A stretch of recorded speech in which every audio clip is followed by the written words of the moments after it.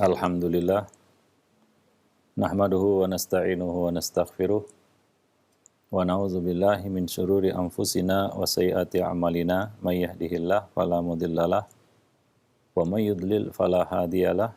Asyhadu an la ilaha illallah wahdahu la syarikalah wa asyhadu anna Muhammadan abduhu wa rasuluh, la nabiyya ba'dah wa ba'd. Para pemerhati roja, kaum muslimin dan muslimat yang dimuliakan Allah, alhamdulillah, segala puji hanyalah milik Allah Rabb semesta alam. Salawat dan salam atas Nabi kita Muhammad sallallahu alaihi wasallam, atas keluarga beliau, sahabat beliau, dan umat beliau sampai hari kemudian.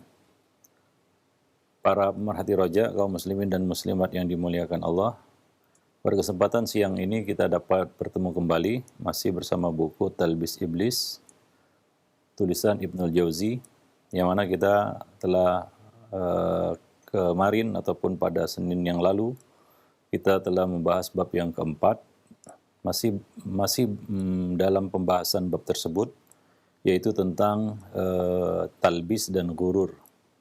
Salah satu langkah-langkah syaitan yaitu melakukan tazyin, membisikkan waswas yaitu syubhat, dan melakukan talbis dan gurur terhadap anak Adam sebelum pada akhirnya melakukan ighwa ataupun menyesatkan mereka. Sebelumnya kita telah jelaskan perumpamaan yang dibuat oleh Ibnul Jauzi, ya. Beliau mengibaratkan hati itu seperti sebuah benteng yang dikelilingi oleh pagar, dan ada penjaga-penjaga yang senantiasa menjaga benteng tersebut dari serangan musuh. Dan musuh-musuh ini senantiasa mengintai, mencari-cari kelalaian penjaga yang menunggu dan menjaga benteng itu. Kita lanjutkan, masih dalam perumpamaan tersebut, bahwa pihak musuh, kata beliau, tidak henti-hentinya mengintai benteng tersebut. Musuh di sini adalah syaitan, dan benteng yang dimaksud adalah hati. Kadang-kadang musuh ini melakukan serangan dan berhasil memasukinya. Tapi ada kalanya penjaga sukses menghalau mereka, sehingga mereka pun keluar dan terusir lagi. Tapi ada kalanya musuh berhasil masuk, bahkan lebih jauh dari itu, merusak apa yang ada di dalam benteng itu. Dan musuh itu menetap dalam benteng itu dan menguasai benteng itu karena kelalaian penjaga, kelalaian sang penjaga. Itulah hati yang sudah dikuasai oleh syaitan. Syaitan telah berhasil masuk ke dalamnya karena penjaganya ghaflah ataupun lalai. Seperti halnya ada kalanya angin yang seharusnya dapat menghalau asap, tapi tidak berhembus. Sehingga asap itu pun menjadi semakin banyak, menjadikan ruangan hitam, dan cermin yang ada di dalam ruangan itu pun buram.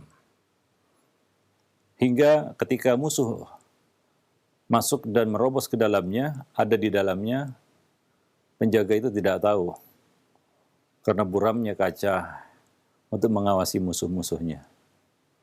Demikianlah kondisi hati, ada kalanya dikuasai oleh musuh, sehingga hati itu mengikuti perintah dari musuh-musuhnya.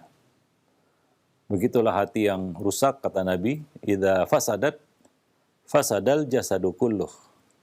Jika dia rusak, jika dia telah dikuasai oleh musuhnya, dan musuh hati adalah syaitan, maka rusaklah seluruhnya.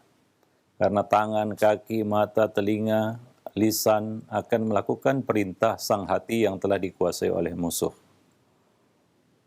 Ya, di sini beliau menyebutkan bahwa sang penjaga yang terluka karena kelalaiannya ataupun ghaflah, dia pun turut ditawan oleh musuh itu dan diperbudak oleh musuh.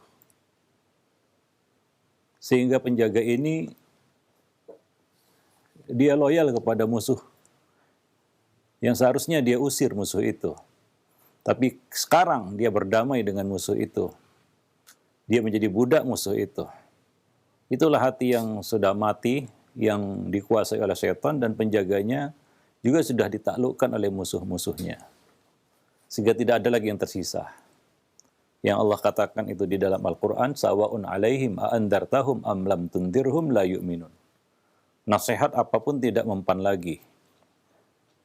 Diberi peringatan atau tidak diberi peringatan, mereka tidak beriman. Mereka tidak berubah.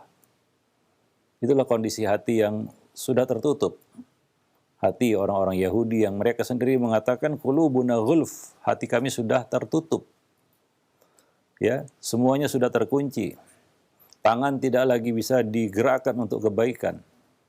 Kaki tidak bisa lagi dilangkahkan untuk kebaikan. Mata, telinga, dan lisan tidak lagi bisa digunakan untuk melakukan kebaikan-kebaikan. Sebaliknya, semuanya diperintahkan oleh sang hati untuk melakukan kejahatan, keburukan. Seorang ulama salaf mengatakan, aku pernah melihat syaitan dan dia berkata kepadaku, dahulu aku menemui manusia untuk mengajari mereka. Akan tetapi sekarang aku menemui mereka untuk belajar dari mereka. Begitulah hati yang sudah dikuasai, benteng yang sudah dimasuki, bahkan menawan penjaga-penjaga benteng itu. Ya, penjaga-penjaga benteng itu sudah ditawan juga oleh musuh-musuh yang ingin menguasai benteng itu. Maka tidak ada lagi yang tersisa. Maka di sini musuh yang belajar dari mereka, ya. Nah demikian seperti yang diungkapkan oleh salah seorang ulama salaf. Ya, dulu aku menemui manusia untuk mengajari mereka, tapi sekarang aku menemui mereka untuk belajar dari mereka, bukan untuk mengajari mereka lagi. Terkadang setan menyerang orang yang berilmu, orang yang cerdas, orang yang diberi kelebihan dengan cara menggandeng hawa nafsu yang telah didandani. Sehingga orang yang berilmu itu pun sibuk melihat dan memperhatikan hingga akhirnya setan berhasil menawannya.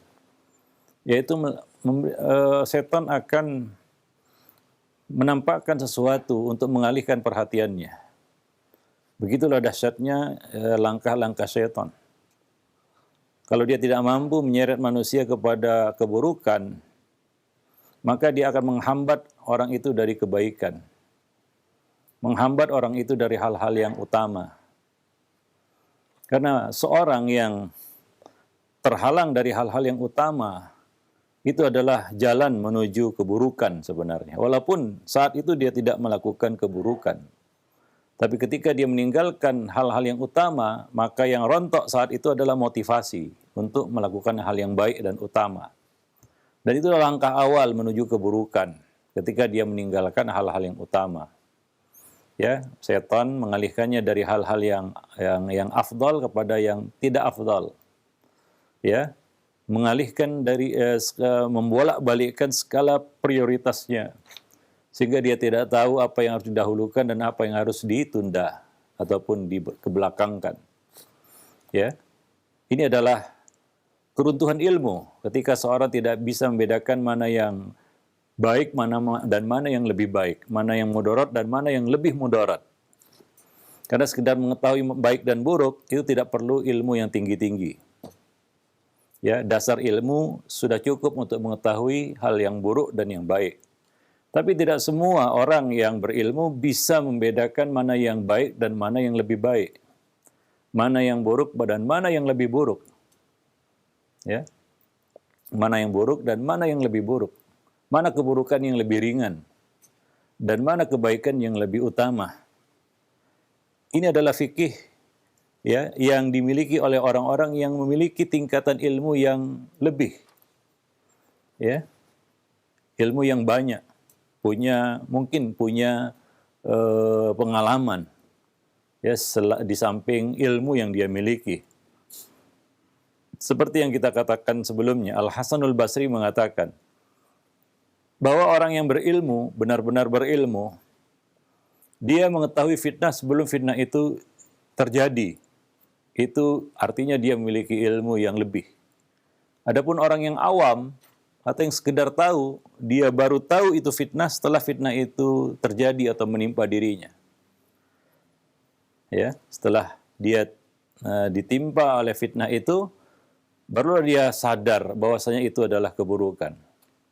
Nah, ini biasanya menimpa orang-orang yang tidak bisa membedakan mana yang kita katakan aslah, lebih baik, ya, maslahat yang lebih tinggi, dan tidak mengerti membedakan mana yang keburukan yang lebih ringan dari keburukan yang lebih berat. Nah, ini akan kacau ya ketika seorang yang berilmu itu ya jatuh dalam kelalaian.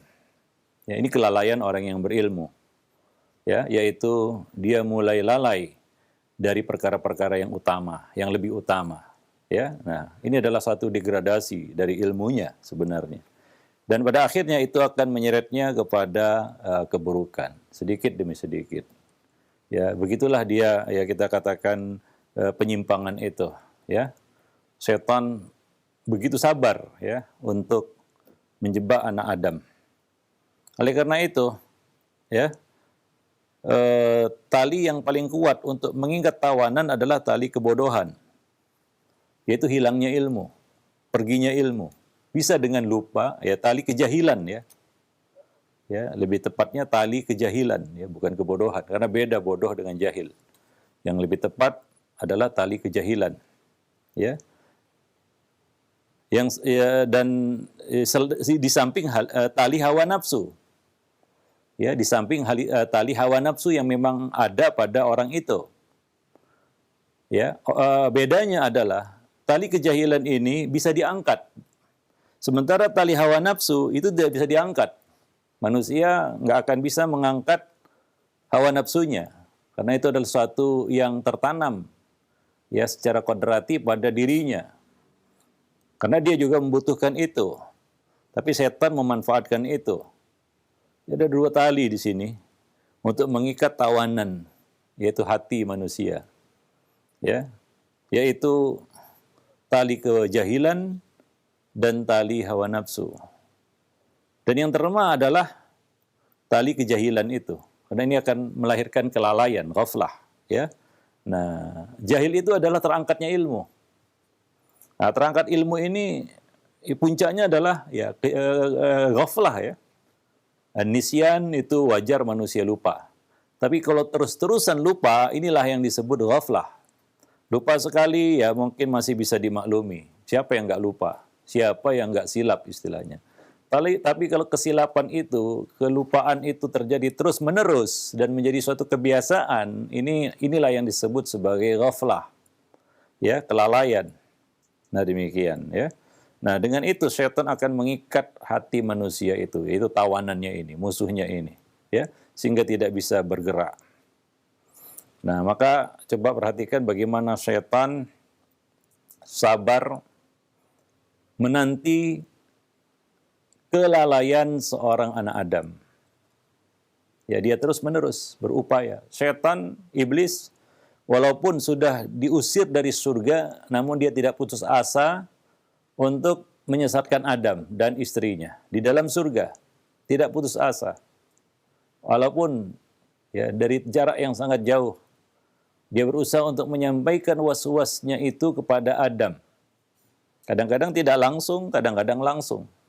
Kadang-kadang iblis itu meminjam lisan manusia untuk menyampaikan pesan-pesannya. Kadang-kadang dia langsung bisikkan ke dalam hati orang itu. Ya, kadang-kadang dia pinjam lisan orang lain. Ya, dia pinjam lisan manusia yang bisa direkrutnya menjadi bala tentaranya. Maka kadang-kadang kita mendengar ucapan-ucapan batil itu dari lisan manusia. Manusia-manusia yang jahil tentunya ya. Yang telah dipinjam lisannya oleh iblis untuk menyampaikan pesan-pesan mereka. Pesan-pesan keburukan, kejahatan, kebatilan. Dan ini didengar oleh telinga-telinga sampai kepada hati yang lemah. Hingga hati yang lemah itu terpengaruh dengan ya ucapan-ucapan yang buruk itu. Maka itulah sebabnya kita diperintahkan untuk menjaga telinga kita, pendengaran kita, ya. Tidak memasang telinga untuk hal-hal yang buruk-buruk. Ya, karena tidak semua hati mampu ya bisa meredam ya. Ya, kita katakan serangan-serangan iblis melalui ucapan-ucapan yang buruk itu. Maka dari itu, ya kita tidak boleh mendengarkan syubhat. Ya kita tidak boleh mendengarkan syubhat. Kita tidak boleh terlalu jumawa dan berkata, itu tidak mempengaruhi saya. Ya, maka ya diriwayatkan dari Ayub As-Sakhtiyani bahwa ia menutup telinganya, masukkan jarinya ke dalam telinganya ketika ada seorang ahli bid'ah berbicara kepadanya dan ingin membacakan satu ayat kepadanya. Beliau mengatakan tidak, walaupun separuh ayat, sambil mengisyaratkan dengan jari beliau, yaitu separuh ayat pun ya tidak, aku tidak mau mendengar, ya. Nah, demikian. Beliau menjaga hati dari syubhat, dari mendengarkan syubhat yang mungkin dititipkan oleh iblis melalui lisan ahli bid'ah itu. Ya, apa kata orang-orang? Apa salahnya wahai imam dia membacakan satu ayat, dengarkan saja lalu pergi. Ya mungkin orang-orang itu melihat perkara ini simple, ya. Tapi bagi Ayub As-Sakhtiyani itu bukan perkara yang simple.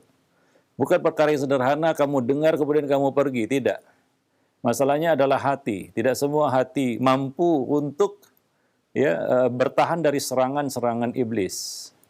Yang kadang-kadang dia menitipkan pesan-pesannya melalui lisan manusia-manusia yang direkrutnya menjadi bala tentaranya. Ya maka apa kata Sufyan Ats-Tsauri dulu, ya Imam Adz-Dzahabi menukil ini ya dari Sufyan Ats-Tsauri, ya dulu ya ulama-ulama kami selalu berpesan kepada murid-murid mereka yang isi dari pesan itu adalah annal quluba dha'ifah wasyubah khattafah, bahwa hati itu lemah, ya hati itu lemah, sementara syubhat itu sangat cepat sambarannya, yaitu sangat cepat dia menguasai hati manusia. Ketika dia diberi ruang masuk ke dalamnya, maka tanpa ampun akan menghancurkannya. Ya perumpamanya seperti ya mesin yang mobil yang menabrak banjir, menerjang banjir, kemudian kena water hammer istilahnya, yaitu masuknya air ke dalam ruang bakar. Kalau sudah masuk ke dalam ruang bakar, walaupun sedikit, maka itu akan menghancurkan mesin itu. Turun mesin, istilahnya seperti itu. Demikianlah ketika hati dibiarkan, ya syubhat itu dibiarkan masuk ke dalam hati, maka sedikit syubhat itu bisa menghancurkan hati tersebut, membuat hati itu berbalik. Para pemerhati roja kaum muslimin dan muslimat yang dimuliakan Allah. Nah, seperti itu perumpamaannya. Ya, maka jangan diberi peluang untuk masuk ke dalamnya. Ya, apalagi itu sengaja ya kita mendengarkannya. Ya, kita nggak tahu ya. Ya, bagian mana dari ucapannya itu yang itu akan bisa mempengaruhi hati kita. Maka Ayub As-Sakhtiyani tadi memilih ya yang paling aman untuk dirinya. Itulah tindakan yang paling bijak bagi yang ingin menyelamatkan hatinya, yang tidak mau membahayakan hatinya. Tapi bagi yang suka membahayakan hatinya, ya kata Nabi, barang siapa yang menggembala di sekitar daerah larangan, maka dia akan menerobos daerah larangan itu. Barang siapa bermain-main dengan syubhat, ya maka dia telah membahayakan agamanya. Ya, dia akan jatuh kepada yang haram ketika dia sengaja menerabas perkara-perkara yang syubhat tadi. Itulah jalan menuju perkara yang haram. Barang siapa yang menjaga dirinya dari syubhat, maka dia telah menjaga kehormatan diri dan agamanya. Ya, barang siapa yang menjaga dirinya dari ya kita katakan syubhat-syubhat tersebut, maka dia telah menjaga kehidupan hatinya. Ya, dia tidak mau membahayakan hatinya. Ingat, setan begitu sabar ya untuk menyesatkan anak Adam. Ya, dia begitu sabar menanti kapan waktu lengah ya bagi seseorang itu. Nah, ini perlu kewaspadaan yang ekstra. Ya, letihnya hidup itu ketika kita harus berhadapan dengan musuh kita ini. Itu letihnya kehidupan. Ya, bukan letih mencari nafkah, tidak. Bukan letih ya menjalani rutinitas, tidak sebenarnya. Itu tidak meletihkan. Apalagi itu sudah selalu kita lakukan ya. Maka jangan lagi mengeluh letih, pekerjaan berat, ini itu nggak berat. Hidup ini tidak ada yang lebih berat selain melawan musuh, yaitu iblis. Bagi yang merasa berada dalam peperangan. Tapi kalau dia merasa dalam perdamaian dengan musuhnya, ya memang tidak merasakan itu satu yang berat, biasa saja. Ya. Nah, tidak akan merasakan itu satu yang berat baginya. Tapi bagi yang mengetahui bahwa ini adalah suatu peperangan yang tiada henti, tiada damai, tidak ada gencatan senjata sedikit pun, maka itulah yang membuat dia letih. Kewaspadaan terus-menerus itu sangat meletihkan. Ya, nah maka mungkin suatu kewajaran jika kita kadang-kadang lengah. Ya, itulah yang disebutkan Nabi bahwa setiap anak Adam ini berdosa. Dan setiap dosa pasti tidak bisa tidak ada peran iblis di situ. Ya, ada peran iblis. Pasti itu karena musuhnya berhasil mengalahkannya. Itulah sebab manusia jatuh dalam dosa. Ketika dia harus mundur ya di dalam kancah peperangan tersebut. Ya, ketika dia harus terpukul ya di dalam kancah peperangan itu. Saat itulah dia jatuh dalam dosa. Ada seorang ulama salaf yaitu Al-Hasan bin Saleh mengatakan, sesungguhnya syaitan membuka 99 pintu kebaikan. Ya. Untuk dapat membuka satu pintu keburukan bagi seorang anak Adam. Ini kata-kata luar biasa sebenarnya ya. Yang membuat kita semakin waspada begitu ya. Yang membuat kita semakin awas terhadap musuh. Ya. Begitulah kesabaran ya iblis dan bala tentaranya ya untuk menjebak anak Adam dalam satu pintu keburukan. Karena dia sudah puas ya untuk menjebaknya ke dalam satu pintu keburukan. Nah, demikian. Apabila ya dia semakin lalai, maka bukan satu pintu keburukan yang terbuka, ya berlakulah pepatah, satu hilang dua terbilang. Maka ya begitu hebatnya ya pertempuran kita dengan musuh kita ini, yaitu iblis dan bala tentaranya, sehingga dia bersedia, dia rela membuka 99 pintu kebaikan, yaitu dibiarkannya seorang anak Adam melakukan kebaikan-kebaikan, tapi untuk membuat dia lengah dari satu pintu keburukan. Ya, dari satu pintu keburukan. Kadang-kadang demikian. Ya, karena dengan satu alasan yang kadang-kadang sepertinya benar, tapi dia jatuh dalam satu keburukan yang lebih besar. Satu, ya mungkin bisa kita andaikan 99 pintu kebaikan itu adalah hal-hal yang nawafil, bukan utama. Tapi satu pintu keburukan yang diterobosnya itu adalah satu keburukan yang utama, keburukan yang besar. Keburukan yang fatal maksudnya, ya. Sementara 99 pintu kebaikan itu adalah satu yang mungkin tingkatannya ya kita katakan biasa, nawafil kebaikan-kebaikan yang sifatnya biasa. Tapi satu pintu keburukan ini adalah pintu keburukan yang besar. Itulah orang-orang yang mungkin dipancing oleh iblis untuk melakukan banyak ibadah. Ya, tapi iblis berhasil menjebaknya dari satu pintu keburukan, yaitu apa? Bid'ah. Sehingga apa? Ibadah yang banyak itu ya menjadi ya tertutup karena satu pintu bid'ah yang terbuka ini. Apa kata ulama salaf ya semakin bersungguh-sungguh seorang itu di dalam ya kebid'ahan, ya banyak dia melakukan amalan-amalan dengan bid'ahnya itu, ya maka semakin jauh dia dari Allah Subhanahu wa taala. Illazdada minallahi bu'dan. Kenapa? Karena satu pintu keburukan yang dibuka oleh iblis untuk baginya ini adalah satu pintu keburukan yang fatal. Sementara 99 pintu yang terbuka tadi, ya mungkin hal-hal yang tidak ya kita katakan penting ya. Ya bukan hal yang utama. Nah demikian. Maka dia disibukkan dengan itu. Ya sehingga dia lupa ya satu pintu keburukan yang telah dia masuki itu.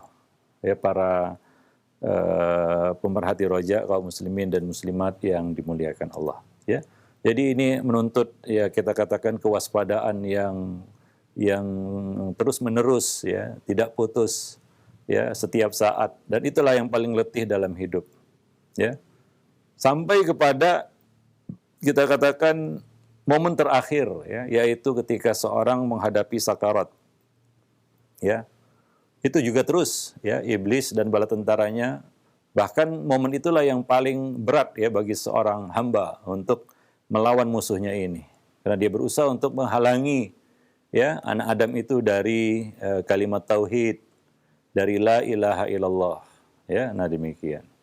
Maka kita sebutkan sebelumnya, ya, bahwa hati-hati dengan prinsip saya buat dosa nanti saya bisa bertaubat darinya.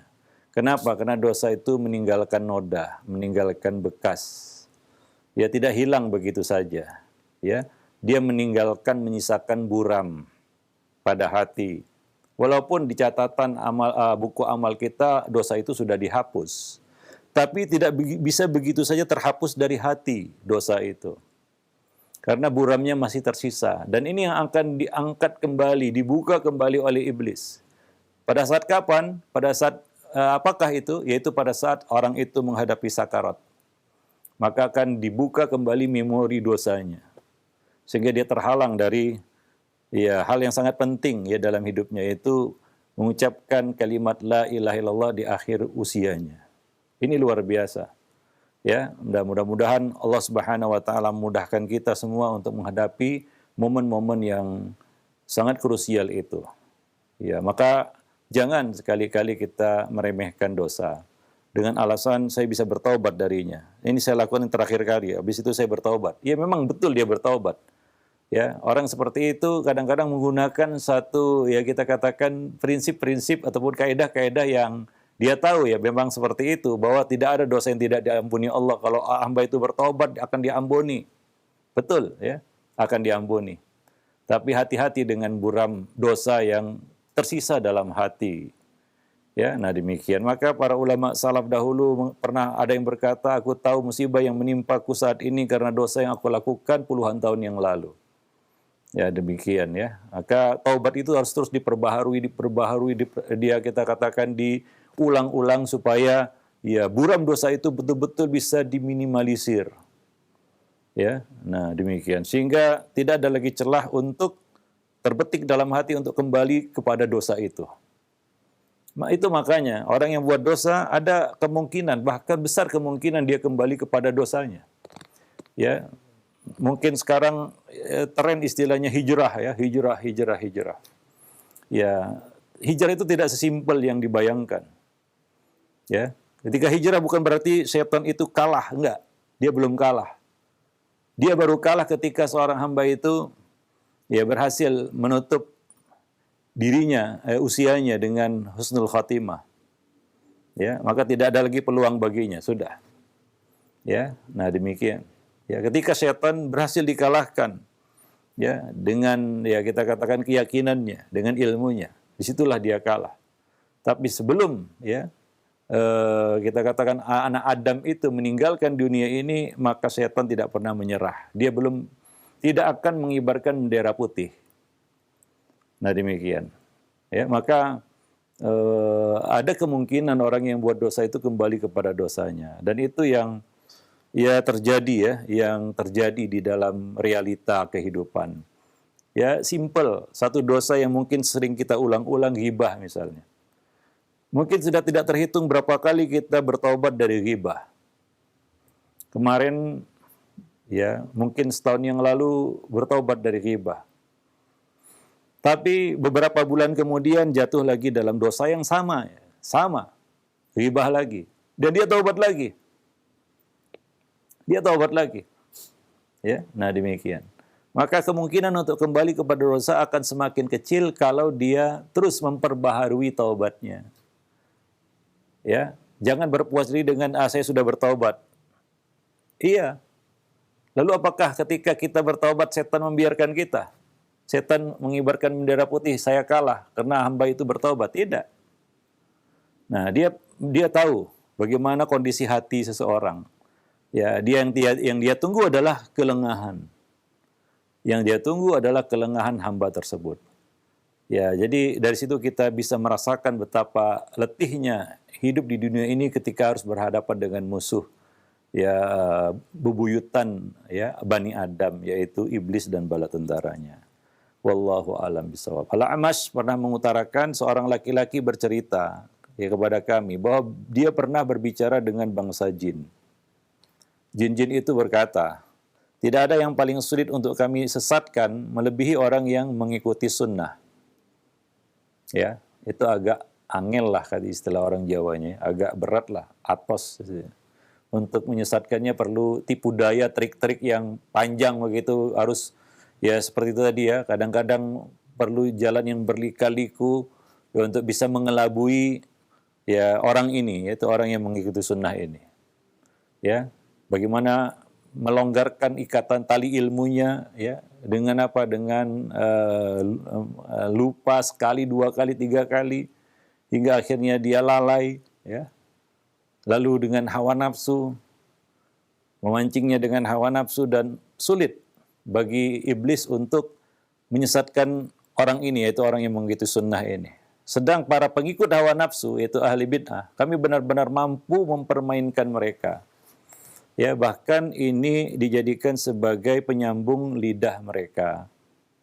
Nah, demikian para ini Al-A'mash, ya, dia menceritakan hal ini kepada kita. Wallahu a'lam bishawab. Nah, demikian para pemerhati roja, kaum muslimin dan muslimat yang dimuliakan Allah, ya, mudah-mudahan, ya, ini bermanfaat bagi kita semua, ya, menjadi satu penggugah bagi kita bahwa, ya, inilah yang paling letih, ya, dalam kehidupan, yaitu tetap waspada terhadap, ya, kita katakan musuh kita, ya, dan kewaspadaan yang tepat dan terus-menerus itu adalah sesuatu yang sangat meletihkan dan melelahkan. Namun itu bagi yang merasakan dia berada dalam pertempuran melawan musuhnya, bukan orang yang sedang berdamai dengan musuhnya. Wallahu a'lam bishawab. Subhanakallah bihamdik, asyhadu an la ilaha illa anta, astaghfiruka wa atubu ilaik. Nah, jazakallahu khairan wa barakallahu fikum Ustaz atas penyampaian materi yang sangat bermanfaat sekali di kesempatan ini. Masih berkaitan dengan makna tablis dan wurur. Ikhwata Islam wa jazakumullah, silakan bagi Anda yang ingin bertanya dapat mengirimkan pertanyaan melalui pesan singkat. Pertanyaan kita awali dari pesan singkat hamba Allah di Jawa Barat. Assalamualaikum warahmatullahi wabarakatuh. Ustaz, Allah Subhanahu wa taala mengabarkan kepada kita di dalam Al-Qur'an bahwa ketika iblis menolak untuk sujud kepada Adam, maka Allah melaknatnya dan mengusirnya dari surga. Saya ingin tanyakan bagaimana iblis bisa mengganggu Nabi Adam yang masih di dalam surga, padahal Allah telah mengusirnya dari surga. Mohon nasihat Ustaz. Syukran. Iya. Ya, tentunya itu atas kuasa Allah Subhanahu wa taala juga, ya. Seperti itulah yang telah digariskan dan tertulis di Lauhul Mahfuz. Semua ada sebabnya, ya. Nah, sampai, ya, bisikan itu ke telinga Adam yang ada di dalam surga. Dan ini juga menunjukkan keuletan, ya, kegigihan, kesabaran, ya, dan kesungguhan iblis untuk menggoda Adam yang ada di dalam surga itu. Jadi bukan harus dari dekat, ya, dan bisa juga melalui perantara orang yang lainnya, ya. Nah, demikian, ya, sehingga sampailah bisikan itu kepada Adam, ya, di dalam surga, sehingga Adam melakukan apa yang dibisikkan, was-was yang disampaikan oleh iblis kepada Adam, ya. Nah, mungkin sama, ya, di bulan Ramadan, iblis, setan, ya, jin-jin yang durjana, jin-jin yang direkrut oleh iblis menjadi pasukannya, itu diikat pada bulan Ramadan. Diikat mereka. Betul diikat. Ya, wa suffidatis syayatin wa maradatil jin, ya. Begitu, ya, disebutkan di dalam riwayat bahwa jin-jin yang durjana, syayatin, setan-setan itu diikat pada bulan Ramadan. Tapi bukankah di bulan Ramadan banyak juga orang yang melakukan maksiat dan dosa? yang kita sebutkan tadi kaedahnya, ya, bahwa tidak ada dosa melainkan di situ pasti ada peran iblis dan setan di dalamnya, ya pasti ada. Nah, demikian di bulan Ramadan, banyak orang yang buat dosa, nggak puasa, nggak sholat, bahkan berbuat maksiat di bulan Ramadan. Ya, mungkin banyak yang bertanya, bukankah iblis diikat? Iya betul diikat. Tapi walaupun dia diikat, dia tetap melancarkan was-wasnya. Ya, dia tetap membisikkan was-wasnya kepada anak Adam dalam keadaan terikat, dalam keadaan dia terusir dari sorga. Ya, dia terus melancarkan ya, usahanya untuk menyesatkan anak Adam. Ya, nah demikian. Ya, itulah yang ya apa namanya kita gambarkan tadi ya. Bagaimana sabarnya iblis, sabarnya musuh kita ini untuk menyesatkan anak-anak Adam. Ya, tadi dia bisa buka 99 pintu kebaikan. Dia itu maksudnya banyak pintu kebaikan, supaya hamba ini lengah dari satu pintu keburukan. Ya, lengah dari satu pintu keburukan. Ya, luar biasa ini. Ini membuat kita harus terus awas dan waspada. Walaupun kita tahu kita mungkin tidak selamanya bisa awas dan waspada ya. Ada kalanya lengah seperti Adam alaihissalam lengah, satu waktu lengah ya. Dan iblis ini coba lihat, dia terus mengatakan kepada Adam, innilakum malaminan nasihin, sungguhnya aku ini ya bagi kalian berdua adalah orang yang memberi nasihat ya. Terus ya, hingga pada akhirnya ketika iblis berkata kepada Adam, hal adulluka ala syajaratil khuldi wa mulkil la yabla, iblis pun tergoda ya. Adam pun tergoda. Akhirnya Adam makan ya buah ya yang dari pohon yang terlarang untuk didekati tadi ya. Inilah saat-saat lengah ya. Nah, demikian ya. Nah, jadi seperti itu ya. Ya. Teknisnya kita nggak tahu rinciannya ya, tapi begitulah Allah Subhanahu wa taala ya, semuanya atas kuasa Allah juga ya. Ya, seperti itu yang Allah Subhanahu wa taala telah gariskan di Lauhul Mahfuz, semua pasti ada sebab akibatnya. Ya, tapi ya bisikan itu sampai ke Adam ya. Nah, di dalam surga walaupun dia sudah diusir dari surga. Wallahu a'lam bishawab. Baik. Jazakallah khairan Ustaz atas jawabannya. Semoga bermanfaat untuk penanya. Masih bertanya melalui pesan singkat kembali. Assalamualaikum Ustaz.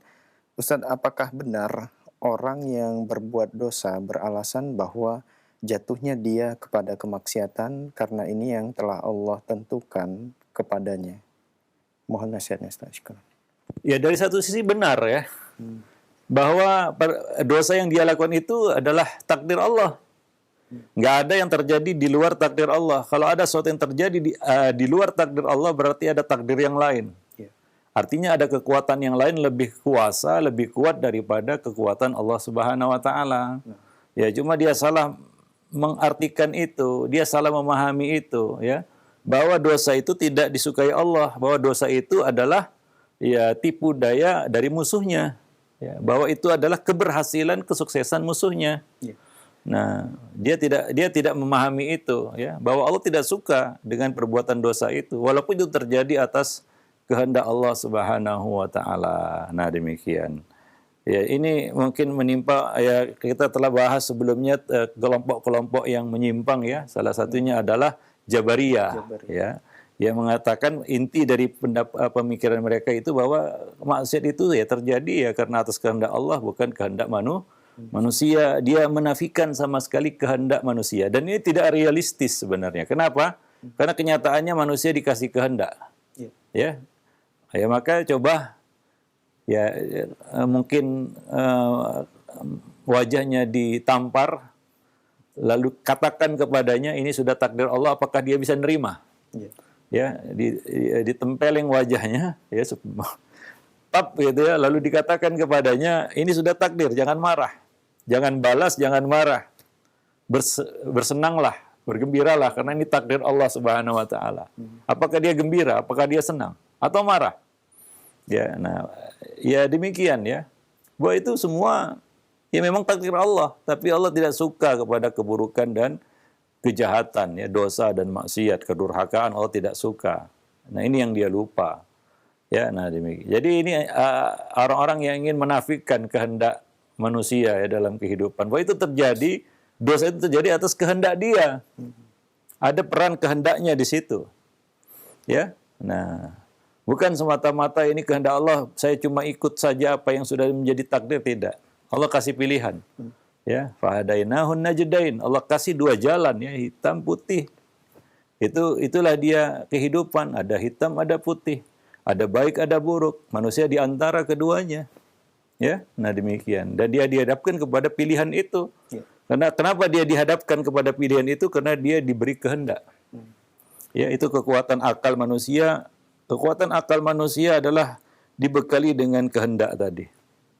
Ya, itu yang membuat mereka kuat dan menjadi khalifah di muka bumi ini. Yang itu tidak diberikan kepada makhluk-makhluk lain yang jauh lebih kuat, lebih besar dari manusia. Ya, nah, apakah itu dia mau nafikan? Nah, tentunya itu sangat ya bertentangan ya dengan kenyataan. Dia ingin lari dari kenyataan, dari realita. Sementara dia tidak bisa lari dari itu.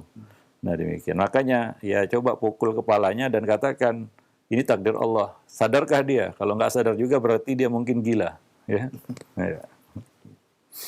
Baik, Ustaz. Jazakallah khairan atas jawabannya, dan itu merupakan pertanyaan kita terakhir di kesempatan ini. Mungkin ada sebagai iktitam atau penutup, Ustaz. Silakan. Ya, para pemerhati roja, kaum muslimin dan muslimat yang dimuliakan Allah, ya. Alhamdulillah tadi kita sudah jelaskan bab keempat ya dari buku Talbis Iblis ini tentang talbis dan gurur ya. Apa itu talbis? Ya, apa itu gurur? Dan istilah-istilah yang semakna dengannya seperti tazyin ya, ighwa dan sejenisnya ya. Wallahu a'lam bishawab. Nah, mudah-mudahan ya, dalam pertemuan-pertemuan yang akan datang kita bisa bahas bab-bab yang lebih mendalam lagi tentang talbis iblis. Yang pertama nanti yaitu talbis iblis dalam aspek akidah ya dan din. Ya, ini yang ya sebenarnya ini proposal utama iblis ya, yaitu menyesatkan manusia dalam hal akidah ya. Nah, karena itulah dia ikatan hati ya. Kalau ikatan hati ini sudah terburai, hati itu sudah tidak bisa dikendalikan lagi. Orang yang tidak punya akidah selesai, dia tidak bisa mengendalikan hatinya lagi, hatinya sudah diobrak-abrik oleh syaitan. Nah demikian, dan itu sangat penting. Maka ya perkara yang paling penting untuk kita jaga dan jangan lengah sekejap sekedip mata pun adalah menjaga akidah, ya, menjaga keutuhan la ilaha illallah dalam hati kita. Jangan ada satupun yang bisa melemahkan ataupun bahkan mengurai ya tali ikatan itu. Wallahu a'lam bishawab. Subhanakallah bihamdik asyhadu an la ilaha illa anta astaghfiruka wa atubu ilaik. Assalamualaikum warahmatullahi wabarakatuh.